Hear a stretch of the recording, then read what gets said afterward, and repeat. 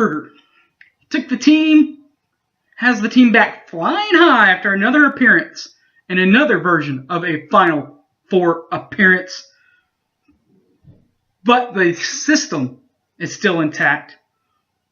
But only one returning starter from last year's team, Jordan Woodard.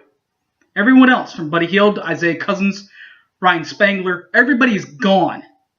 Now, Kadeem Latin did play sparingly last year. But what about the rest of the team? What do they have to? What's their goal? Their goal is, of course, to get there. Back to the Final Four. But to do that, they will have to go through a lot of games, including the return of the Oklahoma All-College Classic, Oklahoma's version of it, plus a version at a game at the Naismith Hall of Fame game and the University of Connecticut against a capable opponent, and of course, as always, for the third consecutive year, the SEC Big 12 Challenge. This year, it will be played in Norman. All that and more coming up next, plus the players that can help rebuild this program again. Coming up next. Don't go away.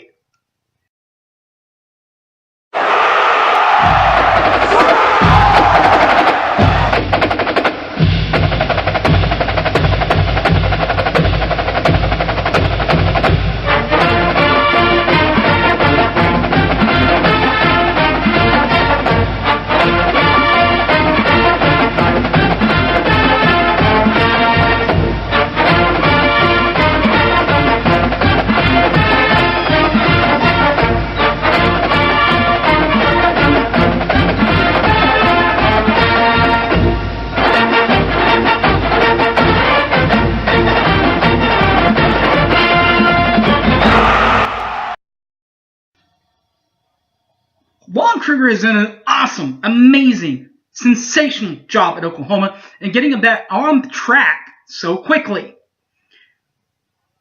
But to do so, they will have to continue to do so. And to continue to do so, he has once again stacked the non-conference opponents,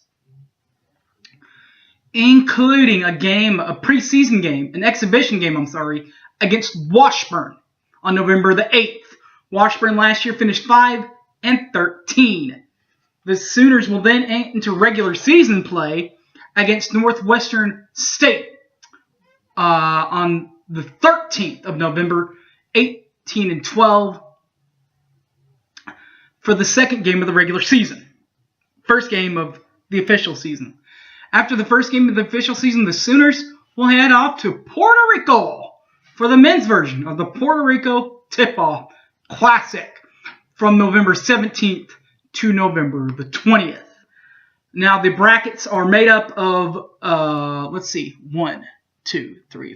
individuals. 4 individual teams on each bracket side. We will start on Oklahoma on the opposite side of the bracket. So on bracket A, on the other side of the bracket that Oklahoma's not in, will be Arizona State, who finished 15-17. The University of Clemson, 17-14 last year. The Davidson University of Davidson, 20-13. And finally in that bracket, Missouri, who finished 10-21 last year in regular season play. Bracket B will be Oklahoma's bracket, so we don't need to go over Oklahoma. The other 3 teams on that bracket, Northern Illinois, UNI, 23-13. Tulane, who finished 12-22. And Xavier, who last year finished 28-6. The Sooners will then head home for a pair of games, including games against Abilene Christian on November 25th, who finished 13-18 last year, and UNC, University of Northern Colorado, on November the 29th. They finished 10-21 last year. The Sooners will then head north to Badger Country, Wisconsin, the Badgers, to finish that series. They've played them the last 2 years. Of course, 2 years ago, played them in the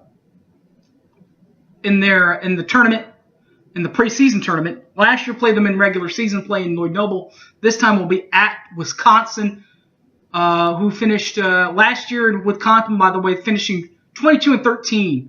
They will play them on December the 3rd. The Sooners will then head home for a few games.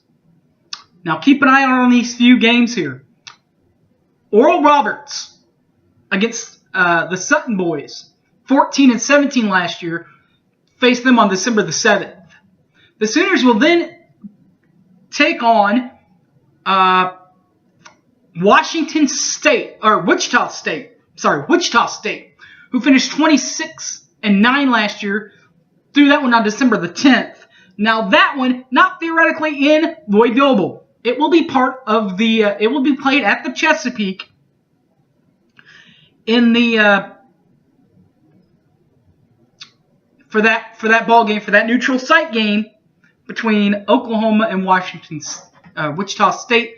The Sooners will then return home for an official home game against Memphis on December the 17th for the final home game for a while for the Sooners. They will play Memphis 19-15. They will play over the holiday break. They will play Auburn, who finished 11 for 20 last year. Play them on December the 21st. But that game will be played in Connecticut at the Naismith Center. This will be part of the Naismith Hall of Fame games more than one. The Sooners will then end the non-conference play about a month later.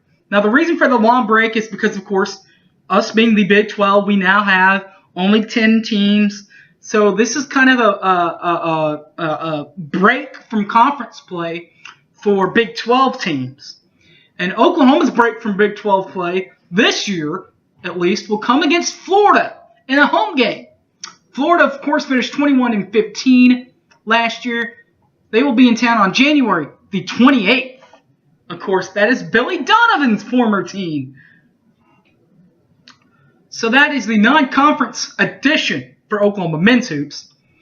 Now, who will to replace Buddy Hield, who was such a dynamic player in the Naismith Award winner, the ESPY Award for College Player of the Year in basketball. To replace him and so many of the other players, a lot of it is going to fall on guys that are already there. But some of it very well could fall on guys that are coming in. That does include two sort of junior college kids, true freshmen from OKC area, and two transfers from Texas. Now, we'll start here in number 0, Darian Strong. He's 6'1", junior college.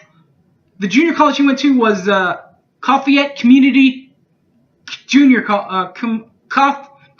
Community College out in Kansas. The other transfer will be Jordan Shepard. Number 13 is the number that he will wear out of Chenoa, North Carolina. 6'3" guard.